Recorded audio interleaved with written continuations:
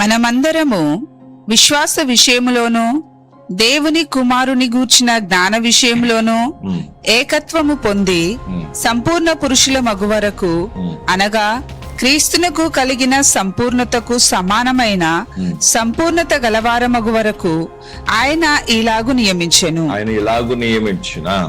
పరిశుద్ధులు సంపూర్ణులగునట్లు క్రీస్తు శరీరము క్షేమాభివృద్ధి చెందుటకును పరిచర్య ధర్మము జరుగుటకును ఆయన కొందరిని అపోస్తులను గాను, కొందరిని ప్రవక్తలను గాను, కొందరిని సువార్తికులను గాను, కొందరిని కాపరులను గాను, ఉపదేశకులను గాను నియమించెను.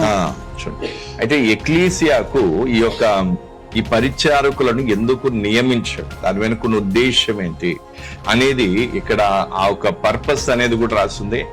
తర్వాత ఎవరిని నియమించాడు, ఎంతమందిని నియమించాడు అనేది కూడా ఇక్కడ రాస్తుంది. అందరూ కాదు, కొందరే అనే విషయాన్ని అక్కడ చాలా స్పష్టంగా మనం చూస్తున్నాం. అందుకే కొందరు, అందుకే బైబిల్ పచ్చిన ప్రతి ఒక్కరు కూడా అపోస్తులు అయిపోరు, లేదా ప్రవక్తలు అయిపోరు, లేదా పాస్టర్లు అయిపోరు. ఈరోజు చాలా మందికి కొంత పాటలు పాడటం, లేదా కొంత వాక్యం చెప్పడం, లేదా వాక్యాన్ని కొంత వివరించడం, లేకపోతే ఏవో అంటే కల్పనా కథలతో కొంత చేయటం, కొంచెం మెయింటైన్ చేయటం అనేది రావటం వల్ల కొంచెం లీడింగ్ చేయటం వచ్చే కానీ వీళ్ళేమనుకుంటారు, మేము పాస్టర్లం అయిపోయాం, మేము బోధకులం అయిపోయాం, ఉపదేశకులం అయిపోయాం, మేము ప్రవక్తలం అయిపోయాం, సువార్తికులం అయిపోయాం అన్నట్టుగా వీరు భావిస్తూ ఉంటారు.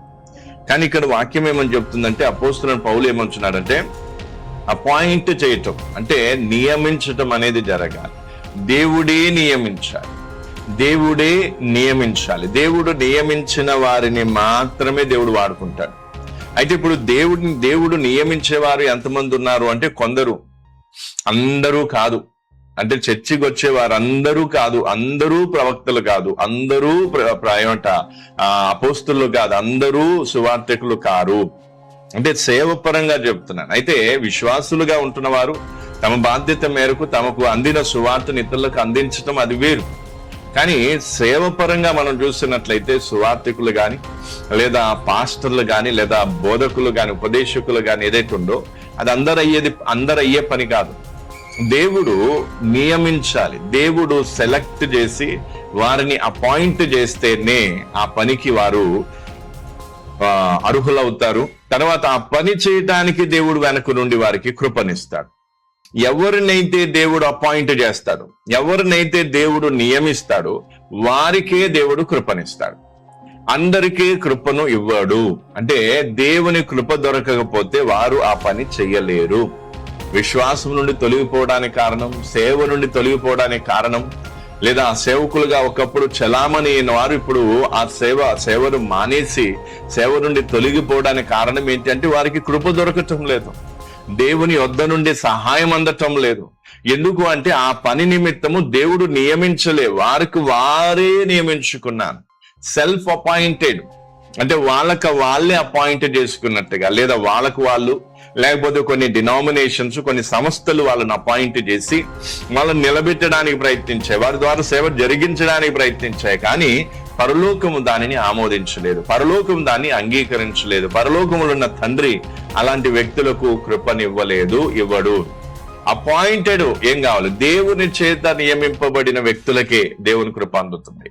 ఈ అంత్య దినాలలో, ఈ చివరి దినాలలో శ్రమలు పెరుగుతున్నాయి, హింసలు పెరుగుతున్నాయి, నిందలు పెరుగుతున్నాయి, రకరకాల పరిస్థితులు ఏర్పడుతున్నాయి. ఇలాంటి క్లిష్ట పరిస్థితుల్లో సేవకునిగా సేవ చేసేది ఎవరు, సువార్తికునిగా సువార్త చెప్పేదెవరు, తర్వాత అపోస్తులునిగా ఉండేదెవరు, ప్రవక్తగా ఉండేదెవరు, ఉపదేశకునిగా బోధకునిగా ఉండి సంఘానికి వాక్యాన్ని అందించేదెవరు అంటే దేవుని చేత నియమింపబడిన వారు మాత్రమే. ఎందుకంటే వాళ్ళకే ఆత్మాభిషేకం దొరుకుతుంది, తర్వాత ధైర్యాన్ని దేవుడిస్తాడు, తర్వాత వారికి కృపనిచ్చి విశ్వాసంలో బలపరిచి వారిని నిలబెట్టేది దేవుడే.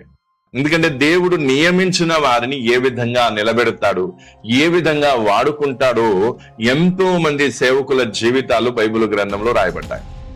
అయితే ఈరోజు చాలా మందికి ఏంటంటే అడపాదడప, అంటే వాళ్ళు దేవుని చేత నియమింపబడ్డారా లేదో వీళ్ళకి అనవసరం. దేవుని చేత నియమింపబడినా పడకపోయినా సేవకునిగా చలామణి అవుతే, ఏవో 4 మాటలు చెప్పి 4 పాటలు పాడితే సరిపోతుంది అన్నట్టుగా చాలా మంది అలాంటి వారు ఏమైతారంటే ఏదో ఒక రోజు, మళ్ళీ చెప్పు, ఏదో ఒక రోజు కాపురం లేని గొర్రెలుగా మారుతారు.